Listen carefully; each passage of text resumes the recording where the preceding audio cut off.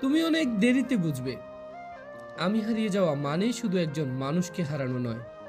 তুমি হারিয়েছো সেই হৃদয়টাকে, যে নিঃস্বার্থভাবে তোমার পাশে ছিল, যে চোখে শুধু তোমাকেই দেখত, যে মন তোমার প্রতিটি না বলা কথাও বোঝার চেষ্টা করত।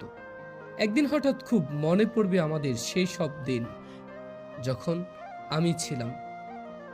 তখন হয়তো তোমার বুকের ভিতর এক অদ্ভুত শূন্যতা বাঁধবে, কিন্তু আমি তখন থাকবো না। আমি চলে যাওয়ার পর তুমি টের পাবে এই স্বার্থপর দুনিয়ায় নিখুঁত ভালোবাসা আসলে কতটা দুর্লভ।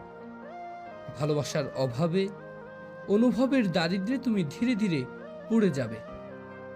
আমি যখন তোমার চারপাশে ছিলাম, তুমি বুঝে ওঠোনি আমার গুরুত্ব। অথচ আমি হারিয়ে গেলে হয়তো একদিন বাতাসের হঠাৎ নিঃশ্বাসে, মেঘের বিষণ্ণতায়, নদীর একাকিত্বে বা পাহাড়ের বিষণ্ণতায় তুমি আমাকে খুঁজে পাবে।